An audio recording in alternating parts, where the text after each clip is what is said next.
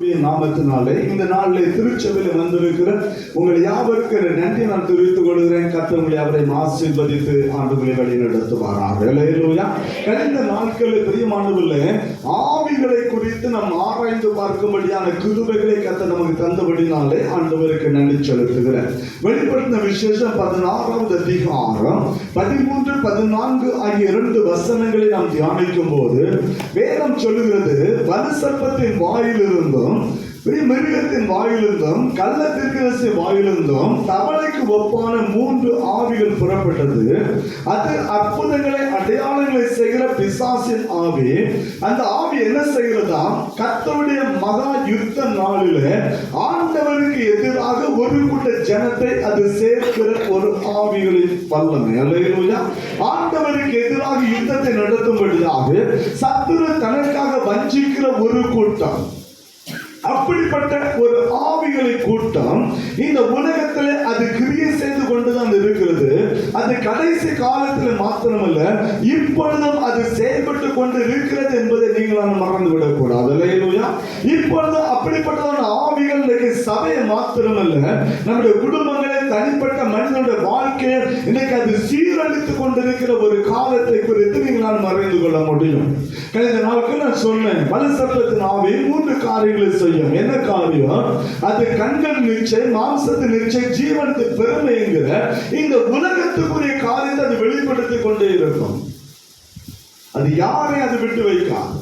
இந்த 3 விதமான குணாதிசயங்களை மனிதனுக்குள்ளே கொடுத்து ஆண்டவருக்குள்ளே அவன் வராதபடிக்கு இந்த பூமிக்குரிய காரியங்களே அவனை வைத்து அதோடு கூட அவனை அழிக்கிற ஒரு பொல்லாத ஆவிதான் வலு சர்ப்பத்தின் ஆவி. இரண்டாவதாக அந்தி கிறிஸ்துவின் ஆவியை குறித்து நான் சொன்னேன். அந்தி கிறிஸ்துவின் ஆவி என்ன செய்யும்? இயேசு என்ன போதித்தாரோ அதுக்கு விரோதமான போதனை சபைக்குள்ள கொண்டு வந்து சபையை பாழாக்குவதான் அந்தி கிறிஸ்துவனுடைய ஆவி. அல்லேலூயா. கடந்த நாட்கள் நான் சொன்னேன், சமாதானம் பண்ணுகிற பாக்கியவான்கள் அவர்கள் தேவனுடைய பிள்ளைகள் எனப்படுவார்கள். அல்லேலூயா. சமாதானமா ஜீவிக்கிறாங்க தேவனுடைய பிள்ளை, பிரச்சனை உருவாக்குறோம் இல்லை. நல்ல புரிஞ்சுக்கிறேன். சமாதானம் பண்ணல 8 மோட்சங்களை கத்த சமாதானம் பண்ணல வாக்குவாங்க, அவர்கள் தேவனுடைய பிள்ளைகள். இவன் நினைச்சவன் அந்திகிறிஸ்து என்ன செய்வான்? சமாதானத்தை குறைச்சி பிரிவினைகளை கொண்டு வந்துட்டே அல்லேலூயா. வசனத்தை ஆண்டவர் என்ன உபதேசம் கொடுத்தாரோ அந்த உபதேசத்துக்கு விரோதமான காரியங்களை விதைத்து ஆண்டவருடைய வசனத்துக்கு எதிராக நம்மை செயல்பட வைக்கிறவன் அந்தி கிறிஸ்துவனுடைய ஆவி. இந்த கள்ள தீர்க்கதரிசியின் ஆவி என்ன சொல்லும்? பிரியமானவர்களே, கிறிஸ்து இங்கே இருக்கிறார் அங்கே இருக்கிறார் என்று சொல்லி சபையில் இருந்து நம்மை பிரிவினை உருவாக்கி பாழாக்குற ஒரு கூட்டம் தான் இந்த கள்ள தீர்க்கதரிசியின் ஆவி. அல்லேலூயா. அதுதான் இன்னைக்கு சபையை பாழாக்கி உலகம் முழுவதும் இருக்கிற இன்னைக்கு சபைகள் பாழாக்கப்படுறது காரணம் என்ன தெரியுமா? இன்னைக்கு சில முத்திரையை பதிச்சு வச்சுட்டாங்க. என்ன பதிச்சு வச்சுட்டாங்க? Assembly of God. அங்க போனாதான் ஆண்டவர் நினைச்ச முடியும். பாண்டிச்சேரியில் போனீங்கன்னா உங்களுக்கு தெரியும், நாங்க யூனிஃபார்ம் போட்டிருக்கோம். யூனிஃபார்ம் போட்டு நம்ம சபை மக்கள், நம்ம ஊழியக்காரனுடைய பிள்ளைகள், நம்ம மக்கள் அங்க வேலை பார்க்க அவங்க சொல்லுவாங்க, ஐயா கலங்க வாங்க. ஏன்னா அவங்க அங்க சொல்லணும், அவங்க ஏஜுங்கான ஆண்டு வருவேன்னு சொல்லி வச்சிருக்காரு அவங்கள்ட்ட. Assembly of God. வேற எந்த சபையும் போக மாட்டாங்க. பாண்டிச்சேரியில் ஏகப்பட்ட சபை எங்கேயும் போக மாட்டாங்க, நம்ம சபைக்கு வர மாட்டாங்க. அவங்க எங்கதான் போவாங்களா? அசம்பிளியா அங்க ஆண்டவர் இருக்காங்க. ஆனா இதே இது நம்ம சிபிஹெச்ல ட்ரைனிங் முடிச்சு, நம்ம சிபிஹெச்ல பயிற்சி எடுத்து இன்னைக்கு பிரியமான பாண்டிச்சேரி ஜிப்மல வேலை செய்யற நாடார் கம்யூனிட்டியை சார்ந்த மக்கள், ஜாதியை சொல்லி நம்ம பேசுற நாடார் கம்யூனிட்டியை சார்ந்த மக்கள் என்ன சொல்லுவாங்க தெரியுமா? ஐயா நீங்க யூனிஃபார்ம் வந்தாலும் எங்களுக்கு பெருமைன்னு சொல்லுவாங்க. அல்லேலூயா. உச்சாரம் சொல்ல அல்லேலூயா. அந்த யூனிஃபார்மோட வந்து அதுதான் எங்களுக்கு பெருமை. நம்ம மக்கள் என்ன சொல்லுவோம்? யூனிஃபார்மோட ஜாதி தெரிஞ்சுக்குவோம். கள்ளத்திற்கிற ஆவிகள் பைபிள் எப்படி சொல்லுதா? வேதம் அப்படி எங்க ஜாதி மதத்தை விட்டு வேதம் பேசுதா? எங்கேயுமே கிடையாது. அல்லேலூயா. உச்சாரம் சொல்ல அல்லேலூயா. நல்ல கொஞ்சம் சபையை கெடுக்கிற பொருளாதாரி கள்ளத்துக்கு இங்க வந்தாலும் ஆண்டு இருக்கு, அங்க போனாலும் ஆண்டு இருக்காது. இதை செய்தாதான் அவன் அபிஷேகம், அதை செய்தாதான் அவன் அபிஷேகம். வேதத்தை தெரியாது, ஊழியக்காரர் என்ன சொன்னா அதை கேட்க அதன்படி சீரழிஞ்சு பைபிளோட வெளிச்சம் தெரியாது, வேதம் என்ன சொன்னு தெரியாது, வேதத்தை கற்றுக் கொடுத்தாலும் புரியாது, புரிஞ்சுக்கிற தன்மையும் கிடையாது. ஏன்னா அவன் ஏற்கனவே ஒரு விதைச்சுட்ட பசம்படியா சிபிஎம் அங்க போனாதான் கடவுள் இருக்கிறார். கள்ளத்திற்கு இன்றைக்கு சபையை பாழாக்கி கொண்டிருக்கிற ஒரு கூட்டம். இதுதான் ஆவிகள், கடைசி நாட்கள செயல்படக்கூடிய ஆவிகள். அதில் கழிந்த நாட்களில் இந்த பலிசர்ப்பத்தின் ஆவியுடைய கிரியைகளை ஒரு கிரியை குறித்து நம்மளோடு கூட பேசினேன். வஞ்சிக்கிற ஆவி, அது எப்படிப்பட்ட மனிதனாக சரி அவனை வஞ்சித்து விடும் என்பதை குறித்து கழிந்த வாரத்திலே உங்களோடு கூட பகிர்ந்து கொள்கிற ஒரு பெரிய பாக்கியத்தை கர்த்தர் எனக்கு தந்தார். அதற்காக ஆண்டவருக்கு நன்றி செலுத்துகிறேன். அந்த வஞ்சிக்கப்பட்ட கூட்டத்தில் அந்த மாம்சத்தின் கிரியிலே விழுந்து போனது பிரியமானவர்களே, 2 கூட்டத்தை உங்களுக்கு சொன்னேன். ஒரு கூட்ட ஜனத்தை சொன்னேன், ஒரு தனிப்பட்ட மனிதனுடைய வாழ்க்கையை அவங்க நடுவில் கொண்டு வந்தேன். ஏன்னா பலிசர்ப்பத்தின் ஆவியுடைய கிரியைகள் 3: மாம்சத்தின் இச்சை, கண்களின் இச்சை, ஜீவனத்தின் பெருமை. இந்த மாம்சத்தின் இச்சையில விழுந்து போன பிரியமானவர்களே, அந்த வஞ்சிக்கிற ஆவிக்கு இடம் கொடுத்த 2 காரியத்தை உங்களுக்கு கொண்டது. ஒன்று இஸ்ரவேல் ஜனம். யாத்திரை 1வது அதிகார கடைசி வசனத்துல ஆண்டவரோடு கூட முறையிட்ட ஜனம், ஆண்டவருக்கு பெருமூச்சு விட்ட ஜனம், ஆண்டவனை அடிமைத்தனை விடுதலையாக்கும் என்று சொல்லி கதறின ஜனம். யாத்திரை 12வது அதிகாரத்தில் அந்த ஜனத்தை அந்த விடுவித்து வெளியே கொண்டு வருகிறார். யாத்திரை 16வது அதிகாரம் முதல் 3 வசனத்தை வாசிக்கும் போது வேதம் சொல்கிறது, 2வது மாதம் 15ஆம் தேதி சீன் வனாந்தரத்தில் வந்து சேர்ந்தார்கள். அங்கே ஆண்டவருக்கு முறுமுறுப்பு. என்ன முறுமுறுப்பு? இறைச்சிக்காக. அல்லேலூயா. உச்சாரம் சொல்ல அல்லேலூயா. எதற்காக முறுமுறுப்பு? இறைச்சிக்காக. 2 மாசம் ஆண்டவர் போஷித்தார். நன்றி இல்லாத குடும்பம். ஐயா, பெரிய ஒரு எகிப்தில அடிமைத்தன 430 ஆண்டுகள் அடிமைத்தனத்தை ஜனத்தை கத்த விடுவித்துக் கொண்டு வருகிறார். 10 வாதைகளை எகிப்தில் அனுப்பி அவர்களுக்கு சங்காரம் பண்ணி கத்த ஜனத்தை அழைத்துக் கொண்டு வருகிறார். ஒரு பிரியமான யோர்தான் ஆற்றை கடந்தார்கள். கத்த மேக ஸ்தம்பம் அக்னி ஸ்தம்பம் இருந்து தம்முடைய ஜனத்தை நடத்தி கொண்டு வந்தார். நன்றி கட்ட ஜனம் தன்னுடைய மாம்ச இச்சையை நிறைவேற்றும்படியாக சொல்லிச்சு, இறைச்சி இல்லை, நாங்க எகிப்தில் இருந்த நலமாக இருந்திருக்கோம். சத்தம் போட்டது அங்கதான் சத்தம் போட்டோம். அல்லேலூயா. அங்கதான் சத்தம் போட்ட ஆண்டவர்கிட்ட விடுதலையா இருந்தது. எங்க வந்து சொன்னா எகிப்து போன விடுதலையாகி சோதரப்பட்டோம்னு சொன்னா நான் எகிப்து போன நல்லா இருந்திருக்குமே. வஞ்சிக்கிற ஆவி. ஒரு கூட்ட ஜனம் இஸ்ரவேல் ஜனங்களை வஞ்சித்து தேவனுக்கு உரமா எடுக்கட்டும். ஆண்டவர் சொன்னார், எப்ப அவங்க உனக்கு உரம் இருக்கல, எனக்கு உரம் இருக்கிறாங்கப்பா. நான் நடத்தி வந்தது சரியில்லைன்னு சொல்லி என்ன முறுமுறுக்கான்னு சொல்லிட்டு ஆண்டவர் வேதனைப்பட்ட கர்த்தருக்கு விரோதமாய் ஒரு கூட்ட ஜனத்தை எழுப்பி விட்ட ஆவிதான் பலிசர்ப்பத்தின் ஆவி. அல்லேலூயா. 2வது ஏசாவுடைய வாழ்க்கை. கத்த நல்ல குடும்பம் தான். ஈசாக்கு ரெபெக்காள் நல்ல ஒரு குடும்பம், ஆவிக்கிற குடும்பம், தேவனோடு பேசுகிற குடும்பம், முகமாய் கத்தரோடு பேசுகிற பிள்ளைகள். 2 குழந்தைகளை கத்த கொடுத்து ஆசீர்வதித்தான். 2 குழந்தைகளை நன்றாக தான் வளர்த்தார்கள். ஒருவன் வீட்டு வேலை செய்வனாக இருந்தான், ஒரு வேட்டையாடுகிறவனாக இருந்தான். 2 பேருக்கு யெகோவா தேவனை கற்றுக் கொடுத்தார்கள். 2 பேரும் தகப்பன் தாய் மூலமாக ஆண்டவரை அறிந்து கொண்ட பிள்ளைகள் தான். ஆனால் எப்பவும் ஏசா வேட்டையாடி வரக்கூடியவன் தான். ஆனா அன்னைக்கு நடந்த சம்பவங்களை தலைகீழாய் மாற்றினது. பிரியமானதில்லை, எப்பவும் வரக்கூடிய அன்னைக்கு மட்டும் வேட்டை, எப்பவும் வேட்டை போயிட்டு வரக்கூடிய சம்பவம் தான்.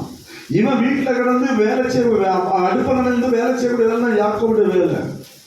ஆனா அன்னைக்கு அவனுடைய நிலைமை மாறினது. ஏன் மாறினது தெரியுமா? மனம். இவன் காய்ச்ச பயிற்சங்களுடைய மனம் அவனுக்கு என்னது உண்டாயிட்டு?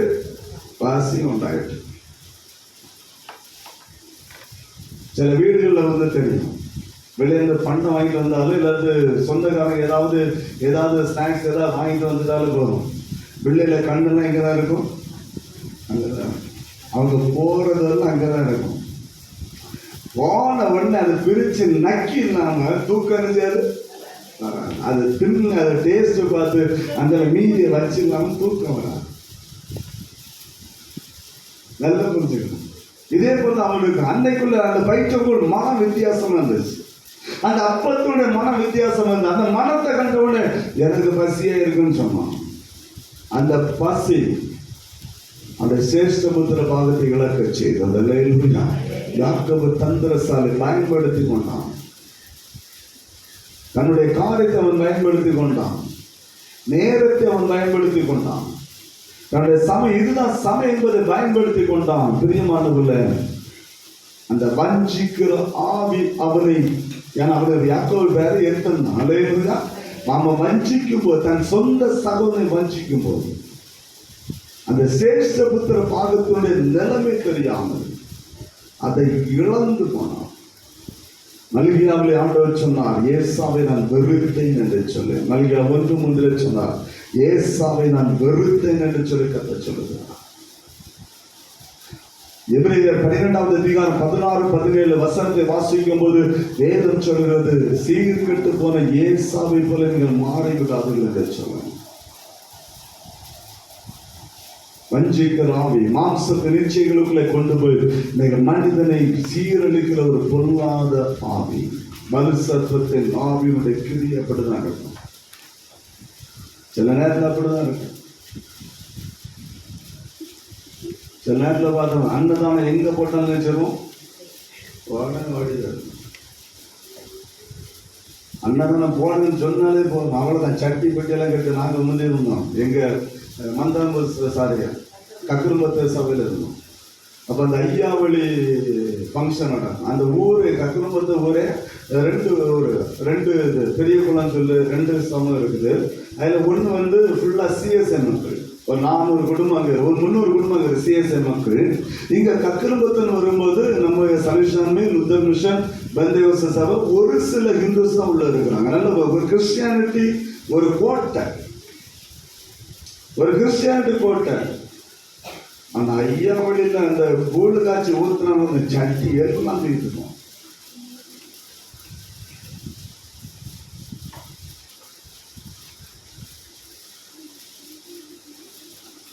என் நேரத்து வந்து அங்கதான் கட்சி பிடிச்சாங்க.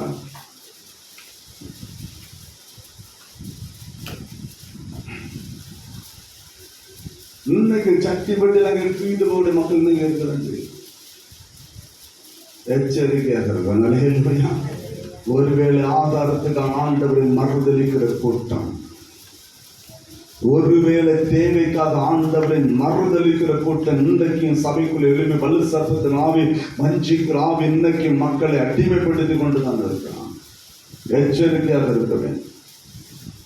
அது கடைசி நாட்களை மாத்திரமில்லை. இன்றைக்கு ஒரு கூட்ட ஜனத்தை ஞாயிற்றுக்கிழமை கர்த்தரை சொன்ன ஆராதிப்பேன், நான் ஆராதிப்பேன். வெள்ளிக்கிழமை பார்த்தா அங்கேயே வந்து பஜனை பாட்டு அங்குள்ள கஞ்சியை குடிச்சுட்டு அதில் வாங்க.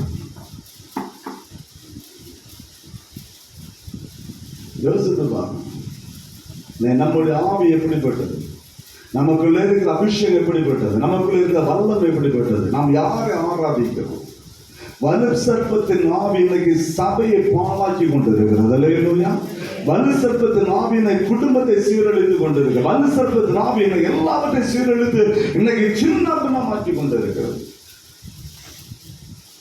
இன்றைக்கு அந்த வலு சர்ப்பத்தின் ஆவி என்ன செய்யும்? 2வது காரியத்தை உங்களோடு நான் பகிர்ந்து கொள்ளும்படியாக இருக்கிறேன்.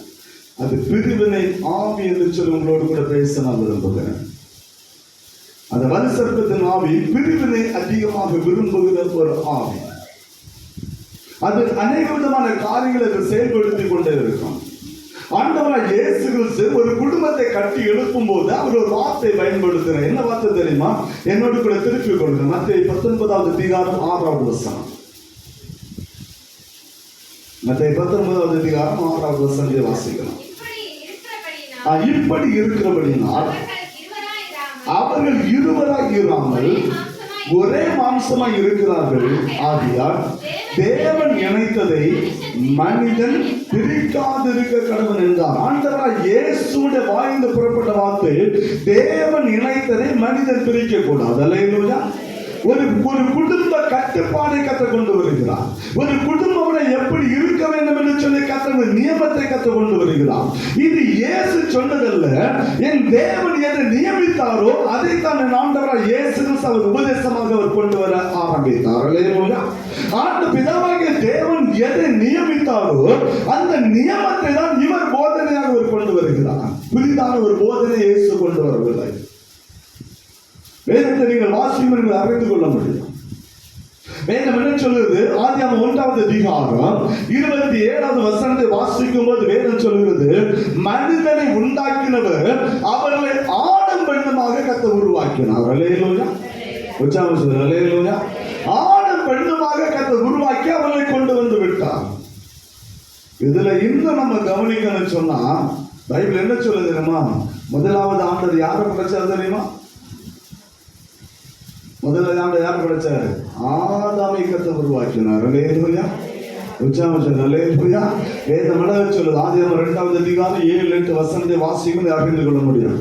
மண்ணை எடுத்தார், ஒரு உருவத்தை உண்டு பண்ணினார், அதற்கு ஜீவ சுவாசத்தை கொடுத்தார், அவனுக்கு ஆதாம் என்று கர்த்தர் பெயரிட்டார், அவனை ஏதேன் தோட்டத்தை கொண்டு வந்து கர்த்தர் வைத்தார். அல்லேலூயா. முதலாவது படைத்தது ஆதாமை. ஆதாம் எப்படிப்பட்டவன் தெரியுமா? வாசிக்கலாம். 1 கொரிந்தியர் 11வது அதிகாரம்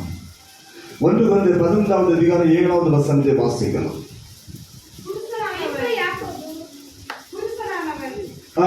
புருஷனானவன் நல்ல கொஞ்சம் புருஷனானவன் தேவ சாயலும் அவன் தேவனுடைய மகிமையாய் இருக்கிறது போதும். வேதம் சொல்லுது, புருஷனானவன் தேவ சாயலும் தேவ மகிமை உடையவனாக அவன் காணப்படுகிறான். அல்லேலூயா.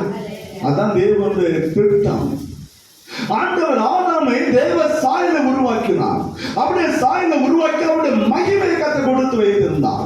நேரில் அவன் தேவ சாயலும் தேவனுடைய மகிமை உடையவனாக இந்த உலகத்தில் அவன் காணப்பட்டான். ஏவாள் அப்படி இல்லை. ஏவாளை கர்த்தர் எப்படி உருவாக்கினார்? அவனுடைய விலாயிலிருந்து ஒரு எலும்பை எடுத்து தான் கர்த்தர் உருவாக்கினார். அல்லேலூயா. நல்ல கொஞ்சம் பைபிள் தான் சொல்லுது. வேதத்துக்கு புறமான உபதேசம் அல்ல, வேதம் நம்ம கற்றுக் கொடுக்கிறது தான். அவனுடைய விலாயிலிருந்து ஒன்று எடுத்து ஆதியாகமம் 2வது அதிகாரம் 21, 22, 23 வசனத்தை வாசிப்பதை அறிந்து கொள்ள முடியும். அவனுடைய விலாயிலிருந்து அவனுக்கு 5 நித்திரை கத்தை கொண்டு வந்தார். அவனுடைய விலாயிலிருந்து ஒரு எலும்பை எடுத்து ஆண்டவர் உருவாக்கி மனுஷன் உருவாக்கி அவளை ஆதாமுடைய சமத்தை கத்தை கொண்டு வந்து விட்டார். ஆதாம் தான் அவளுக்கு ஏவாள் என்று பெயரிட்டான். அல்லேலூயா. அவன் என் எலும்பின் எலும்பும் என் மாம்சத்து மாம்சமா இருக்கிறபடினால அவன் மனுஷன் எனப்படுவான்னு சொல்லி அவளுக்கு பேர் போட்டதே ஆதாம் தான். ஏன்னா அவள் என் எலும்பு, என்னிலிருந்து எடுக்கப்பட்டவள். எனவே தான் அதே 1 கொரிந்தியர் 11:7 சொல்லுது, மனைவி புருஷனுக்கு மகிமையாக இருக்கிறார். அல்லேலூயா. உற்சாகம் சொல்ல. அல்லேலூயா. புருஷன் யாருடைய மகிமை? புருஷன் யாருடைய மகிமை? தேவனுடைய மகிமை, தேவனுடைய சாயல், தேவனுடைய மகிமை. பைபிள் பவுல் சபைக்கு சொல்லுகிறான், புருஷன் தேவ சாயலும் தேவ மகிமை உடையவனாக இருக்கிறான். அதனால அவன் முக்காடு போட வேண்டிய அவசியம் இல்லை. அந்த பெண்ணானவள் அப்படி இல்லை, அவள் புருஷனுக்கு மகிமையாக இருக்கிறான். அதனால சாலமன் சொன்னான், புத்தியுள்ள ஸ்திரீ தன் குடும்பத்தை கட்டுகிறான். ஸ்திரீயானவள் தன் புருஷனுக்கு கிரீடமாக இருக்கிறாள். அல்லேலூயா. ஸ்திரீயானவள் தன் புருஷனுக்கு கிரீடமா இருக்கும். அவனை சவுட்டி மிதிக்கிறவனா இருக்கணும். நான் எத்தனை வீட்டுல நடக்குது தெரியுமா? வீட்டுல இருக்கும்போது அவனை இவனை அந்த மோனை இந்த மோனை ஆண்டவர் சொன்னாரா, அவன் கர்த்தருடைய மகிமை மறந்து அவன் எப்படிப்பட்டவன் இருந்தாலும் சரி, அவன் தேவனுடைய மகிமையில படைக்கப்பட்டவன். அல்லேலூயா. உற்சாகம் சொல்ல. அல்லேலூயா. அவனுக்குரிய கணத்தை கொடுக்கணும்னா தேவனுடைய நியாயத்துல கணக்கு கொடுத்தான். நான் சொல்ல, பைபிள் சொல்லுது. பிற குறைய சொன்ன என்ன சண்டை இருந்துக்கூடாது. அதனால வசனத்தை சொல்லி நான் உங்களுக்கு தான் காட்டுத்தான். எத்தனை வீட்டுல வெக்கமா இல்லை, அவனை இவனை அந்த மோனை இந்த மோனை ஆண்டவர் கற்று தந்தாரா? பைபிள் அப்படி பேசுறவங்களுக்கு அதிகாரம் தந்து வைத்திருக்கிறாரா? அந்த அதிகாரம் கர்த்தர் உங்களுக்கு தந்து வைத்திருக்கிறாரா? அபிஷேகம் பண்ணப்பட்ட தேவ ஜனங்க அபிஷேகத்துல மகிமை எங்கே? நீங்க முழங்கால முடக்கிற ஜெபத்துடைய மகிமை எங்கே? வேதம் கற்றுக் கொடுக்கவில்லை. அவன் தேவ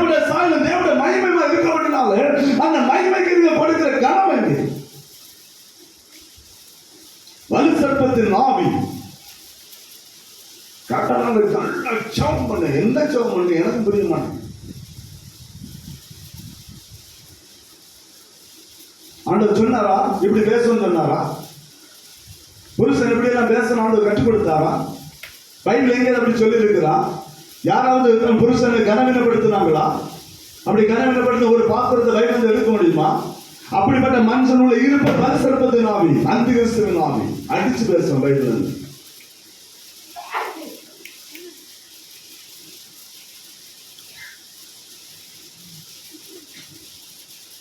பிரிவினை ஆவி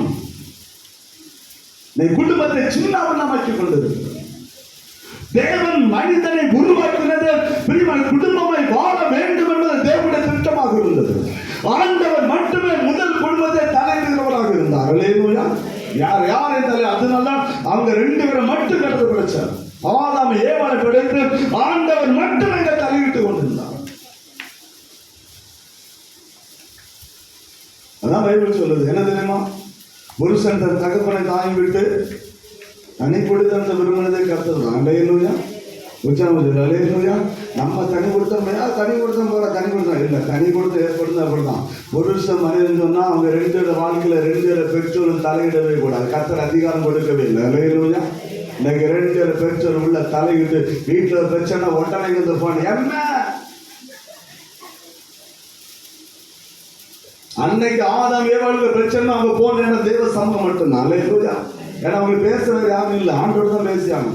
பகலில் குளிச்சார்கள், அவங்களை தேடி ஆண்டவர் ஆண்டவர்த்து பேசினார்கள். கர்த்தரோடு கூட தன்னுடைய உறவை ஏற்படுத்தி கொண்டார்கள்.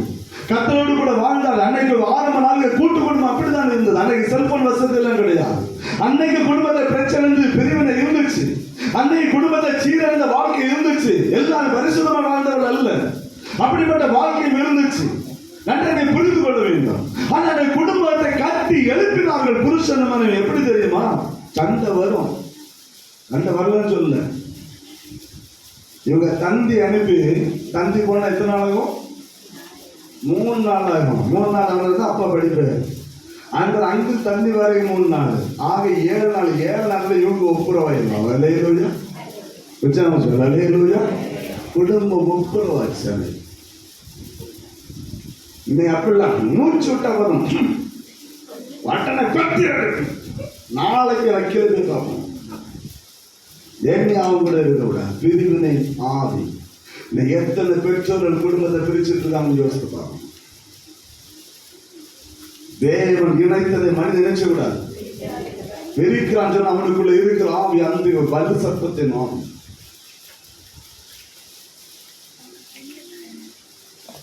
நல்ல புரிச்சு. ஏன்னா ஆதாம் ஏவாள் ஆண்டவரை பிரித்தது இந்த வலு சத்தத்தின் ஆவியின். அல்லேலூயா. உச்சாரணம் அல்லேலூயா. ஐயா பகலில் குளிச்சானவர்களே ஆண்டவர் பேசிக் கொண்டிருந்தான். ஆதாமோடு ஏவாளோடு கர்த்தர் நன்றாக பேசினான். இவனுடைய ஐக்கியம் ஆண்டவரோடு கூட சரியாகத்தான் இருந்தது. ஆண்டவரோடு கூட தன்னுடைய உறவை ஏற்படுத்திக் கொண்டவர்கள், ஆண்டவரோடு கூட வாழ்ந்தவர்கள், ஆண்டவரோடு கூட உறவாடினவர்கள் நன்றாக இருந்தது. பரிசுத்தமான ஒரு வாழ்க்கை வாழ்ந்தார்கள். தாங்கள் நிர்வாணிகள் என்று சொல்லி அதை அறியாமல் ஒரு வாழ்க்கை அவர்களுக்குள்ள அந்த அளவுக்கு பரிசுத்தமான கூட்டம் தான். ஆனா இடையில உள்ள நுழைஞ்சான். யார் தெரியுமா? வலு சர்ப்பத்தின் ஆவி. அல்லேலூயா. அந்த வலு சர்ப்பம் உள்ள நுழைஞ்ச உடனே ஏவாள எண்ணம் சிந்தனை எல்லாம் மாறி போச்சு. அகல நல்லாதான் இருந்தான். குளிர்ச்சியானவர்கள கர்த்தரோடு தான் பேசினான். மற்ற நேரம் யாரோடு பேசினா? சர்ப்பத்தின் ஆவிகளோடு. அல்லேலூயா. பிரிஞ்சது யாரு? ஆதாமை விட்டு பிரிந்தார்கள். சாத்தானோடு பேச ஆரம்பித்தார். ஆண்டவரோடு இருந்தா சாத்தானோடு பேச ஆரம்பித்தார். இப்போ ஆண்டோடைய வார்த்தையோடு முக்கியம் இல்லை, தேவனுடைய மகிமை தேவனுடைய சாயல் சுருக்கிறது. புருஷனுடைய வார்த்தை அவளுக்கு முக்கியம் இல்லை. அவளுக்கு தேவை யாருடைய வார்த்தை? வலு சர்ப்பத்தின் வார்த்தை. அல்லேலூயா. சின்ன உலகமே சின்ன பண்ணமாய் போனேன். எத்தனை குடும்பம் தெரியுமா? புருஷனுடைய வார்த்தை கேட்பு கிடையாது. புருஷனை கீழ்படி நடக்கிறது கிடையாது. புருஷனுடைய காரியத்தை ஏற்பட அவன் தேவனுடைய மகிமை அந்த எண்ணமே கிடையாது. யோசித்து பார்க்கணும். கர்த்தர் அனுமதித்து இருக்கிறாரா? வேதம் அதை அனுமதித்து இருக்கிறதா? நான் செய்கிற காரியம் வேதத்தை உட்பட்ட காரியமா? எல்லாரும் பரிசுத்தவன். நானே தான் சொன்னேன். நானும் விழுந்து எழுந்தவன் தான். எல்லாரும் பரிசுத்தவன்கள் கிடையாது. ஆனா பரிசுத்தமாய் வாழும்படியாக தேவனால் கட்டளை பெற்றிருக்கிறோம். அல்லேலூயா. எல்லாருடைய வாழ்க்கையில மைனஸ் பாயிண்ட் இருக்கு. யாருமே நான் பெரிய பரிசுத்தம் இயேசுவை தவிர நான் பரிசுத்தம் யாருமே சொல்ல முடியும். ஏதோ ஒரு காரியத்தில் நம்முடைய வாழ்க்கையில் மைனஸ் பாயிண்ட் இருந்து கொண்டுதான் இருக்கும். ஆனா அவற்றில் நம்மை தூக்கி எடுக்கிற கர்த்தர் ஒரு மாத்திரம். இங்க கிரியை செய்தது நல்ல கொஞ்சம் வலு சர்ப்பத்தின் ஆவி.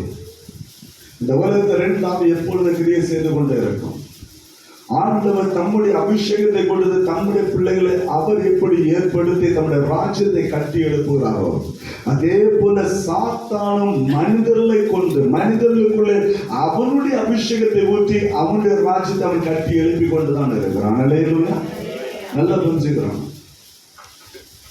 அவன் சும்மா இல்லை, நம் மூலமாக மனிதர் மூலமாக அவன் செயல்படுவான்.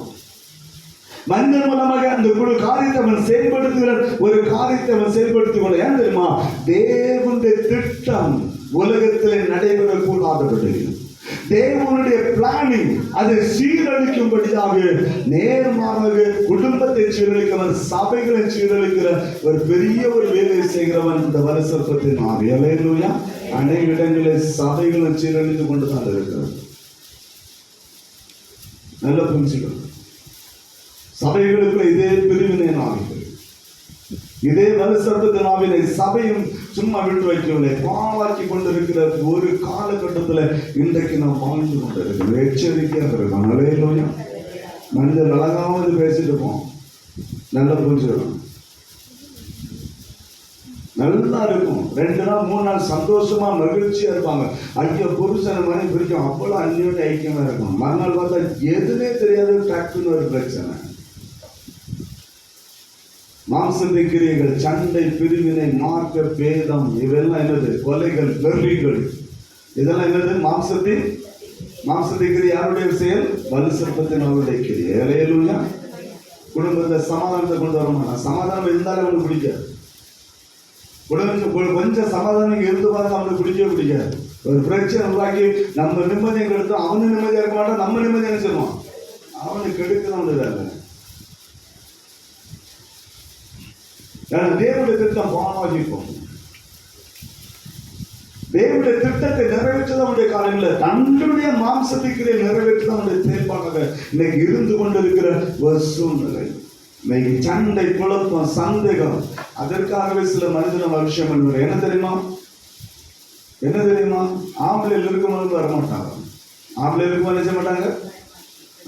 வந்து இருந்து அங்க விதைக்கதான் விதைச்சு விட்டு இவ்வளவு பரிசுத்தமா போயிடுவாங்க. அது இருந்து உள்ள அந்த கிரியை செய்ய குடும்பத்தை செய்யும், அது பிரிச்சுட்டே இருக்கும். நல்ல புரிஞ்சுக்கணும். அநேக இடங்கள்ல அப்படிதான். சின்ன சண்டை வந்தாலும் போது அவ்வளவுதான், ஜோலி முடியும், குடும்பம் ஜோலி முடியும்.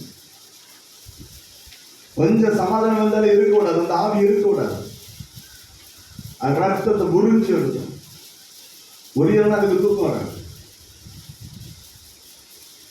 பிரிவினை எப்பவுமே அதுக்கு என்ன செய்யணும்? பிரிச்சுட்டே இருக்கணும். புருஷ மனையை பிரிச்சு வச்சுட்டே இருக்கணும். அதுக்கு என்னென்ன பிரச்சனை பண்ணணும், என்னென்ன காரியத்தை பேசணும், என்னென்ன எல்லாத்தையும் கொண்டு வந்துட்டே இருப்பான்.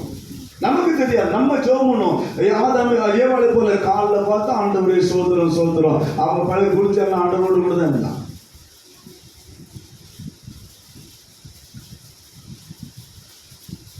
பகுதி குளிச்சால கத்தரோடு கூட தான் இருந்தான். திடீர்னு பார்த்தா பழத்தை சாப்பிட்டா ஒரே நாள் சொல்லல. திடீர்னு பார்த்தா பழத்தை சாப்பிட்டு முடிச்சோன்னா ஆண்டு தேடி வராது ஒழிச்சுட்டு இருக்கிறான். அன்னைக்கு தான் ஒழிச்சான். அல்லேலூயா. அது நம்ம காலைல ஆண்டோட பேசலாம். இன்னைக்கு அனைவருடைய ஜெபம் போயிடுவான். நான் அடிக்கடி சொல்லுவேன், காலில் 7 மணி ஆவியான வருவார், 5 மணிக்கு வருவார். வந்தவொடனே ஆண்டவரே சோதனம் 1 மணி நேரம் தூங்க முடியாது. அவ்வளோதான். அந்த 1 மணி நேரம் ஆவியான அந்த 1 மணி நேரம் எழுந்துட்டு அப்புறம் போயிடுவாரு. அடுத்த தேவனால் வரவிடப்பட்ட பொருளாத ஆவி வரும். அடுத்த 10 நிமிஷத்துல வீடு ரணகலமா. அடுத்த ஆவியானவர் எப்போ வருவதுமா? எப்போ முழங்கால போடுமோ அப்போ ஆவியானவர் வருவார். முழங்கால விட்டு எழும்பணும்னு ஆவியானவர் வருவார். நைட்டு தூங்கவும் ஜோமனு ஆவியானவர் வருவார். ஜோமனி முடிச்சோடனே பொருளாதார இருந்தாங்க. தூக்கம் கிடையாது. பொருளாத எண்ணம், பொருளாத சிந்தனை, பொருளாத காரியம். என்ன செய்யணும்.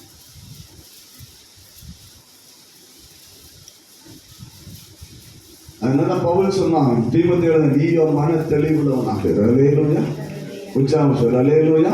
நீயோ மன தெளிவுள்ளவன். வஞ்சிக்கிற ஆவி, குடும்பங்களை சீரழிக்கிற பொருளாதார வலு சர்ப்பத்தினால் அது எப்பொழுதுமே பிரிவினை உருவாக்கி ஒரு வீட்டுல பிரிவினை வருகிறதா புரிஞ்சுக்கிறோம். அந்த ஆவி எனக்குள்ளது கிரியை செய்ய புரிஞ்சுக்கிறோம்.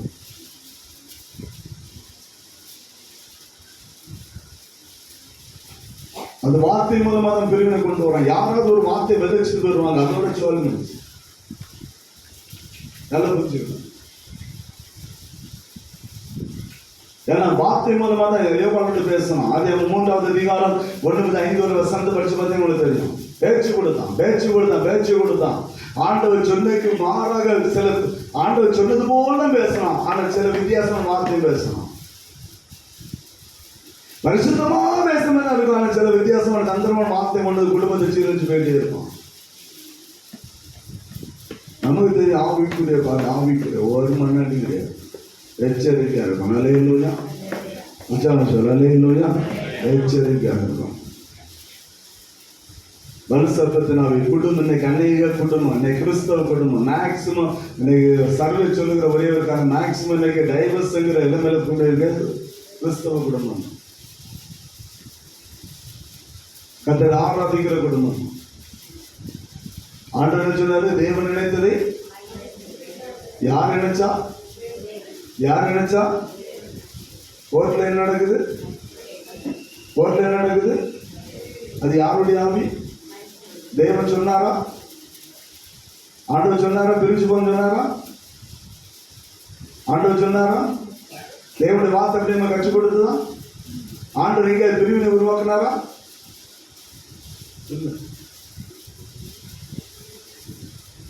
வலு சர்ப்பத்தினால்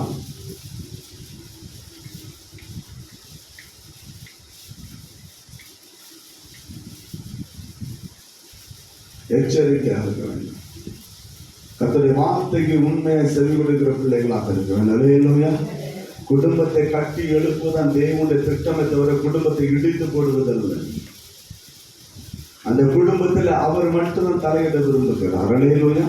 இன்னைக்கு குடும்பத்துக்குள்ள பெற்றோர்கள் தலையிட்டு இன்னைக்கு சின்ன பண்ணமாக்கிட்டு ஆலோசனை கொடுங்க. எப்ப இந்த ஆலோசனை ஆரம்பமாகும் தெரியுமா? 2 வீட்டாரும் திருமண காலத்தை ஏற்படுத்துறாங்க. பொண்ணு பார்க்குறாங்க, மாப்பிள்ளை பார்க்குறாங்க, இணைஞ்சு வருது, நல்ல திருமணத்தை அவங்க ஏற்படுத்தாங்க. புருஷனுடைய குடும்பம் எப்படிப்பட்டதுன்னு மனைவிக்கு தெரியாது, மனைவியுடைய குடும்பம் எப்படியான புருஷனுக்கு தெரியாது. திருமண பத்திரத்தை இணைக்கப்பட்டு நல்ல குடும்பம் அழகாக நடத்திட்டு வராங்க. இந்த 3ஆம் நாள் விருந்துக்கு வருவாங்க தெரியுமா? அப்பதான் மாமியார் ஆரம்பிப்பாங்க. அக்கா, மாப்பிள்ளை வீடு எப்படி, மாமியார் எப்படி, மாமனார் எப்படி, நாத்தனார் எப்படி, விட்டுறாத கையில வச்சுக்கா, அவன் மாப்பிள்ளைக்கு வருமானம் அங்க வேணும், அவன் மாப்பிள்ளை எல்லாம் அங்க வேணும், கையில விட்டுறாத பிடிச்சி வச்சுக்கா. ஆண்டவர் சொன்னாரா? ஆண்டவர் சொன்னா தலையிடாதன்னு சொன்னார். அல்லேலூயா. உச்சாரணம் அல்லேலூயா. குடும்பத்தை அவங்க கட்டிடனே தலைவிட அவசியம் இல்லை. இன்னைக்கு எத்தனை பெற்றோர்கள் பிள்ளைகளுடைய வருமானத்துக்கு எத்தனை பிள்ளைகளை கட்டி கொடுக்காம இருக்காங்க தெரியுமா? யாமல்ல ஒரு குடும்பம் கல்யாணம் ஆகிட்டு இல்லை. நான் எனக்கு தெரிஞ்ச ஒரு 42-43 வயசு மேல அந்த பிள்ளைகள், அது ஒரு வார்த்தையா இருக்க போவேன். எத்தனை பிள்ளைகளுடைய வருமானத்தை பிள்ளையை கட்டி கொடுக்க மாட்டேங்கிறாங்க. நம்ம ஒரு குடும்பம் வாங்க, நம்ம பிள்ளை ஒரு குடும்பம் வராண்டாமா? நமக்கு ஏற்ற நாள் நம்ம பெற்றோர் திருமணம் செய்த நம்ம பிள்ளைகளுக்கு அந்த காரியத்தை நம்ம செய்ய வேண்டாமா?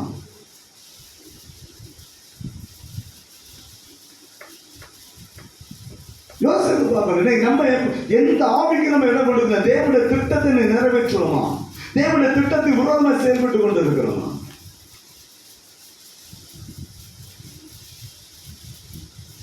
யோசித்து பார்க்கணும். அன்னைக்கு குடும்பத்தை பெண்கள் கட்டி எழுப்பினார்கள். அல்லேலூயா. ஆண்கள் அதற்கு கட்டு உறுதுணையாக இருந்தார்கள். 2 பேர் சேர்ந்து குடும்பத்தை, பிரச்சனை இல்லாத குடும்பமே கிடையாது. அந்த நாளாலும் சரி, இந்த நாளாலும் சரி. என் குடும்பத்தை பிரச்சனை இல்லைன்னு யாராவது சொல்ல முடியுமா? என் புருஷ மனைவில சண்டை வந்தது இல்லைன்னு யாராவது சொல்ல முடியுமா? என்னை விட பரிசுத்தமான வாழ்க்கை நீங்க வாழ்ந்துட்டு இருக்கீங்க, நான் இல்லைன்னு சொல்லல. ஆனா உங்க குடும்பத்துல பிரச்சனை இல்லைன்னு உங்களால சொல்ல முடியுமா?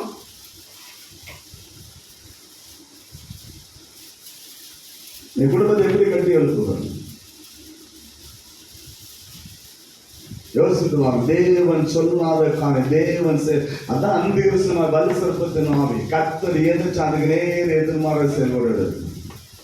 ஆண்டவர் சொன்னாரு, இணைத்ததை பிரிக்காது சொன்னாரு. நீங்க மக்கா பட்டனை வைக்கிற பார்ப்போம்.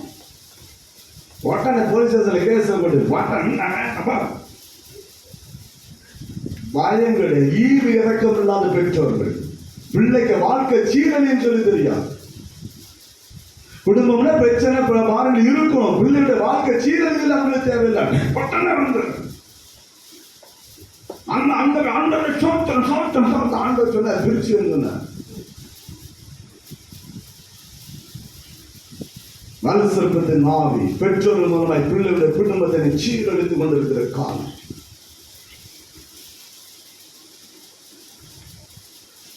சபை எச்சரிக்கையாக இருக்கும். அல்லேலூயா.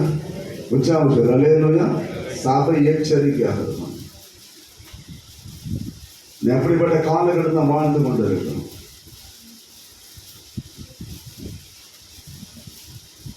எனவே தான் சொன்னார், முடிவில் நிலை நிற்பவனே முடிவன் அவருக்கு நிற்கணும். அதுதான் தேவை.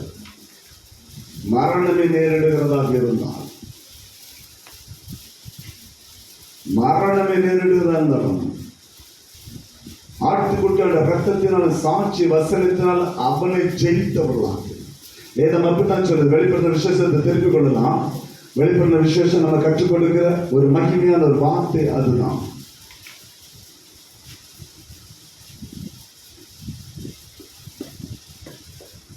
வாசிக்கலாம். 12வது அதிகாரம் 11வது வசனத்தை வாசிக்கலாம். மரணமே நேரிடுகிறதா இருந்தாலும் அதற்கு தப்பும்படி தங்கள் ஜீவனை பாராமல் ஆட்டுக்குட்டியோட இரத்தத்தினாலும் தங்கள் சாட்சியின் வசனத்தினாலும் அவனை ஜெயித்தவர்களாக மாறும். அல்லேலூயா. அவனுக்கு இடம் கொடுக்கிற பிள்ளைகள் அவனை ஜெயிக்கணும். பாடல் உண்டு, பிரச்சனை உண்டு, கவலைகள் உண்டு, கண்ணீரின் பள்ளத்தாக்கள் உண்டு. எந்த குடும்பத்தை அது இல்லைன்னு சொல்ல முடியாது. பரிசுத்தமான இருந்தாலும் சரி, நீதிமானாக இருந்தாலும் சரி, ஆண்டவருக்கு அடுத்த ஸ்தானத்தில் இருந்தாலும் சரி, எல்லாருடைய வாழ்க்கையில பிரச்சனை பாடுகள் உண்டு. ஆபிரகாமை கர்த்தர் அழைத்தால் ஆபிரகாமுடைய வாழ்க்கையில பிரச்சனைகள் இருந்தது. யோசேப்பை ஆண்டவர் அழைத்தினால் யோசேப்பு பரிசுத்தமான வாழ்க்கையில அவனுடைய வாழ்க்கையில பாடுகள் இருந்தது. தானியேலுடைய வாழ்க்கையில பாடுகள் இருந்தது. பரிசுத்தமான எல்லாருடைய வாழ்க்கையில பாடு. ஆனால் தேவ ராஜ்யத்தை அவர்கள் கட்டி வேண்டமா ஜெயித்தார்கள். நம்ம என்ன செய்யணுமா? ஜெயிக்க வழி இல்லை. ஒட்டனை வா, லகுவான பாதையை தேடி அந்த கிறிஸ்துவனுடைய பலிகளுக்கு வலு சர்ப்பத்தின் ஆவிகளுக்கு இடம் கொடுத்து தேவனுடைய திட்டத்தை பாழாக்கி கொண்டிருக்கணும். வேதம் சொல்லுகிறது, மரணமே நேரிடுகிறார் இருந்தாலும் அதற்கு தப்பும்படி தங்கள் ஜீவனை பாராமல் ஆட்டுக்குட்டியான ரத்தத்தினாலும் சாட்சி வசனத்தை அவனை ஜெயிக்கிறவர்களாக மாறணும். அல்லேலூயா. அவனை ஜெயிக்கிற கூட்டத்தில் இருக்கணும். அதுதான் காரியம். ஜெயம் எடுக்கும். ஒரு பிரச்சனை கண்டு துவண்டு போகக்கூடாது. தோல்வி அடைந்த போல போகக்கூடாது. ஒரு காரியத்தை கண்டு அப்படியே துவண்டு போகக்கூடாது. அவனை ஜெயிக்கணும். ஆட்டுவிட ரத்தம் ஜெயிக்கணும். அவனை ஜெயிக்கணும் மாறணும். சில கலைகள் நமக்குள்ள விதைத்து கொண்டு அந்த கலைகளை பிடித்து போடணும். கலைகள் உள்ள வைக்க கூடாது. உள்ள வைக்கதான் நமக்கு பிரச்சனை. சில காரியங்களை அவன் விதைக்கும் போது எல்லாவற்றையும் தூர இருந்து விட்டு கர்த்தரை நோக்கி நீங்க ஓடுகிற பிள்ளைகளாக இருக்கும்போது மாத்திரமே தேவ ராஜ்யத்தை நீங்கள் கட்டி எழுப்புற பிள்ளைகளாக மாற முடியும். அல்லேலூயா. அந்த வலு சர்ப்பத்தின் ஆவிகளுக்கு நீங்கள் தப்ப முடியும். அந்த அந்தகார ஆவிகளுக்கு நீங்கள் தப்பி வாழ முடியும். எனவே திருச்சபை தேவனுடைய திட்டத்தை பாழாக்கி விடாது. அல்லேலூயா. தேவனுடைய காரியங்களை பாழாக்கி விடாது. சபையை கட்டி எழுப்புவதாக மாற வேண்டும். பிரிவினை ஆவி சபைக்குள்ள இருக்க வேண்டும். குடும்பங்களுக்குள்ள பிரிவினை ஆவி தேவையில்லை. வலு சர்ப்பத்தின் ஆவி குடும்பங்களுக்குள்ள கிரியேஷன் அவசியம் இல்லை. ஆண்டவரோடு கூட உருவாடுகிற பிள்ளைகளாக, தேவனுடைய வார்த்தை நிறைவேற்றுகிற பிள்ளைகளாக, கர்த்தரோடு கூட நீங்க வாழும் போது மாத்திரமே கர்த்தர் உங்களை ஆசீர்வதிக்க வல்லமுள்ள தேவனாக இருக்கிறார். அல்லேலூயா. முதல் குடும்ப சீரழிவு காரணம் அந்த பிரிவினை ஆவி, வலு சர்ப்பத்தின் ஆவி. அந்த ஆவி இன்னைக்கு அநேக குடும்பங்களுக்கு சிறிய சேதனை குடும்பங்களை பாழாக்கி கொண்டிருக்கிற ஒரு காலம். ஆனால் தேவன் குடும்பங்களை கட்டி எழுப்புகிற தேவன். அல்லேலூயா. அந்த குடும்பத்தை கட்டி எழுப்புலாம். ஆனா சரி, பெண்ணா சரி, நீங்க குடும்பத்தை கட்டி எழுப்புகிற பிள்ளைகளாக இருக்கணும். யாரோ ஒரு குடும்பத்தை தவறு செய்யாதவங்க யாருமே கிடையாது. ஒரு ஆண்கள் தவறு செய்யல, பெண்கள் தவறு செய்திருக்கணும். ஒருவருக்கு ஒரு இயேசு சொன்ன ஒருவருக்கு ஒரு மன்னித்து ஒருவருக்கு ஒரு பரசுரமாகி தேவனுடைய ராஜ்யத்தை கட்டி எழுப்புகிற காரியம் கடந்து செல்லும் போது சாத்தானை ஜெயிக்கிற பிள்ளைகளை நீங்களும் மாற முடியும். அலையலூயா, உற்சாகம் அலையலூயா. ஒருவருக்கு ஒரு மன்னித்தாத தேவ ராஜ்யத்தை கட்டி எழுப்ப முடியும். எல்லாமே பெண்கள் மட்டும் இல்லை, ஆண்களை தப்பு செய்வாங்க, தப்பு செய்யாத யாருக்கும் கிடையாது. அதே போல பெண்கள் அப்படி நாங்கள் நீதிமாங்க இல்லை, எல்லாரும் ஏதோ ஒரு விதத்தை நம்ம தவறு செய்து கொண்டு தான் இருக்கிறோம். ஆனா தேவ ராஜ்யத்தை கட்டி எழுப்பணும்னு சொன்னா ஒருவருக்கு ஒரு மன்னித்து ஒருவருக்கு பரசுமாகி ஒருவருக்கு ஒரு ஐக்கியப்பட்டு தேவனோடு இணைக்கப்பட்டவர்கள் நீங்க எழும்போது மாத்திரம் தேவ ராஜ்யத்தை கட்டி எழுப்ப முடியும். இல்லையா? அது இல்லைன்னு சொன்னா நீங்கள் நான் சாத்தாண்ட ராஜ்யத்தை கட்டி எழுப்புமே தவிர அது தேவ ராஜ்யத்தை கட்டி எழுப்பது போல இருக்கும். ஆனா சாத்தாண்ட ராஜ்யத்தை என்ன செய்யணும்? கட்டி எழுப்பிட்டு இருக்கோம். எச்சரிக்கையாக இருக்கும். நான் கட்டுகிற ராஜ்யம் தேவ ராஜ்யமா அல்லது வலு சர்ப்பத்தின் ராஜ்யமா? குடும்பத்தை கட்டி காக்கும். நல்ல குடும்பத்தை கட்டி காக்கிற பிள்ளைகளாக இருக்கும். குடும்பத்தை கட்டி காத்து நடத்துகிற பிள்ளைகளாக இருக்கும். அதுதான் தெய்வம் சொல்லுகிற மகிமையான இருக்கார். அதனால்தான் குடும்பத்தை கட்டுகிற பொறுப்பை பெண்கள்கிட்ட கொடுத்தாரு. ஸ்திரீயானவர்கள் தன் குடும்பத்தை உத்தியோகஸ்தர் தன் குடும்பத்தை அந்த பொறுப்பை கற்றுக் கொடுத்த அந்த பொறுப்புல நீங்க கரெக்டா இருக்கும்போது ஆண்கள் சரியா இருப்பாங்க. அல்லேலூயா, உற்சாகம் சொல்ல அல்லேலூயா. அந்த குடும்பத்தை கட்டி எழுத பொறுப்புல நீங்க சரியா இருப்பாங்க, ஆண்கள் சரியா இருப்பாங்க. அதான் வேதத்துடைய நியமனம், வேதத்துடைய காரியம். அந்த கர்த்தர் அப்படிதான் அந்த வேதத்தை கதை எழுதி வைத்திருக்கு. மாறாக எந்த ஒரு உபதேசம் இல்லை. எனவே தான் பிரியமானவர்களே, குடும்பத்தை கட்டி எழுப்புகிற பிள்ளைகளாக மாறுங்கள். வலு சர்ப்பத்தை வஞ்சிக்கிற பிரிவினை ஆவிகளுக்கு இடம் கொடாதபடி கர்த்தர் சொன்ன அவருடைய வார்த்தைப்படி இங்க கட்டி எழுப்பப்படுன்னு சொன்னான். தேவ ராஜ்யம் வீட்டுக்குள்ளே வரும். கர்த்தருடைய ராஜ்யம் வரும்போது உங்க வீடு ஆசீர்வதிக்கப்பட்டிருக்கு. அல்லேலூயா. உங்க வீடு ஆசை தேவ ராஜ்யம் வந்தாலும் ஆசீர்வாதம். தேவ ராஜ்யம் வரலன்னா நீங்க என்ன மனங்கள் பண்ண ஆசீர்வாதம் கிடையாது. என் வீடு கர்த்தருடைய ஆலயக்குள்ள இருந்தாலும் என் வீடு ஆசீர்வதிக்கப்படும். கர்த்தருடைய ஆலயம் இல்லாம கர்த்தருடைய ஆலயம் விட்டு வெளியே இருந்தா என் வீட்டுக்கு ஆசீர்வாதம் கிடையாது. இந்தியா விட்டு பாகிஸ்தான்ல போயிருக்கோம். இந்திய பிரதமர் என்ன எனக்கு உதவி செய்ய முடியுமா? நான் பாகிஸ்தான் எனக்கு உதவி செய்ய முடியும். நான் இந்தியாவுக்குள்ள இருந்தாதான் இந்தியா எனக்கு உதவி செய்ய முடியும். இந்தியாவுக்குள்ள இருந்தாலும் தமிழ்நாட்டுக்குள்ள இருந்தாதான் தமிழ்நாட்டுல இருந்து எனக்கு ஆசீர்வாதம் கிடைக்கும். ஆந்திரா வந்து எனக்கு வரப்போறது இல்லை. அதே போல இந்த தேவ ராஜ்யத்துக்குள்ள இருந்தாலும் கர்த்தரை ஆசீர்வதிக்க முடியும். அல்லேலூயா. நான் தேவ ராஜ்யத்தை விட்டு வெளியே இருந்தாலும் தேவனை ஆசீர்வதிக்க முடியும். இன்னைக்கு எந்த கட்டி எழுப்புகிறோம்? எந்த ராஜ்யத்துக்குள்ள நம்ம இருக்கிறோம்? என்னுடைய கிரியைகள் என்ன இந்த ராஜ்யத்துக்குள்ள வைத்து இருக்கிறது?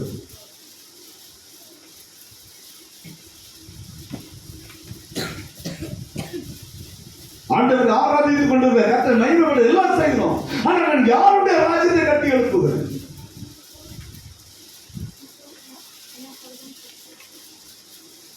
தேவ ராஜ்யத்தை அல்லது வலு சர்ப்பத்தின் ராஜ்யத்தை சற்று சிந்திக்க நாம் கடமைப்பட்டவர்களாக இருக்கணும். அல்லேலூயா. எந்த நிலைமையிலும் சரி தேவ ராஜ்யத்தை எடுத்து போடாதீங்க. எந்த நிலைமையிலும் சரி தேவ ராஜ்யத்தை கட்டி எழுப்புற குடும்பங்களை கட்டி எழுப்புற பொறுப்பை கர்த்தர் ஒரு வல்லமையான பொறுப்பை உங்க கையில தந்திருக்கிறார். அந்த பொறுப்பை கொடுத்து கர்த்தர் உங்கள்கிட்ட தான் கணக்கு கேட்க போறார். ஆண்களுக்கு என்ன பொறுப்பை கொடுத்து அதை கொடுத்து ஆண்கள்கிட்ட கணக்கு கேட்பார். அல்லேலூயா. அதனால இங்க விட்டுருன்னு நினைக்கக்கூடாது. இங்க என்ன பொறுப்பு கொடுத்து அந்த கணக்காக இங்க கேட்க வல்லமுள்ள தெய்வமாக இருக்கிறார். அதே நேரத்தில் உங்க கையில் என்ன பொறுப்பு அதை செய்யணும் கர்த்தரை கணக்கு கொடுக்கும். வலு சர்ப்பத்தின் ஆவி அந்த காரியத்தை ஆண்கள் செய்ய வேண்டிய காரியத்தை ஆண்கள் செய்யக்கூடாதபடிக்கும் பெண்களாகி நீங்கள் செய்ய வேண்டிய காரியங்களை செய்யக்கூடாதபடிக்கும் ஒரு பிரிவினை உருவாக்கி அவன் சந்தோஷமாக தன்னை ராஜ்யத்தை கட்டி எழுப்பிக் கொண்டிருக்கிறான். நம்ம சோத்திரம் போட்டுட்டு நம்மளும் அவனுடைய ராஜ்யத்தை கட்டி எழுப்புறோம். தேவ ராஜ்யத்தை பாழாக்கி கொண்டிருக்கிறோம். காலம் இல்லதான் சொன்னேன். வாய் ஆண்டவரை துதிக்குது. வாய் யாரை துதிக்குது? ஆண்டவர் துதிக்குது. கண்ணு பரலோகத்துக்கு தேவனை நோக்கி பார்க்குது. ஆனா இருதயம் உலகத்தை சுத்திட்டே இருக்குது. அல்லேலூயா. அல்லேலூயா. என் கிறிஸ்தவ வாழ்க்கை தான். என் வாய் ஆண்டவரை துதிக்குது. என் கண்ணு என்ன செய்யுது? என்னை சுற்றி இருக்கிற ஜனங்களை பார்த்துட்டு இருக்கு. என்ன செய்ய பார்த்துட்டு இருக்குது. என் இருதயம் உலகத்தையே சுற்றி வருது.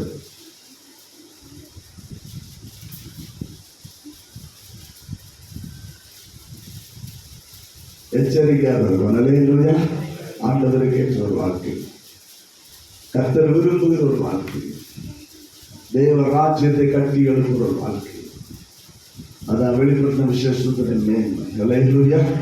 இந்த ஆவி இப்படிதான் கிரியை செய்யும், பாழாக்கும், தேவனுடைய திட்டத்தை பாழாக்கும், தேவனுடைய செயல்பாடை பாழாக்கும், நம்மை பாழாக்கி கொண்டே இருக்கும். என்ற விபரீதமானவர்களை வஞ்சிக்கிற ஆவிக்கு இடம் கொண்டாதபடி, விதிவிலை ஆவிக்கு இடம் கொண்டாதபடி தேவ ராஜ்யத்தை கட்டுகிற பிள்ளைகளாக நாம் மாறும்போது கர்த்தருடைய ஆசீர்வாதத்தை நீங்கள் நான் சுதந்திரித்துக் கொள்ள முடியும். அல்லேலூயா. அப்படிப்பட்ட ஒரு பாக்கியத்தை கர்த்தர் நமக்கு தந்து வழி நடத்தும்படியாகும். அந்த சம்பளத்தை அர்ப்பணித்து நம்ம சொல்லுமா, கர்த்தரை அவரையும் ஆசீர்வதிப்பாராக. ஆமென். ஜெபம் செய்வோம். மகா இரக்கமும் கிருபை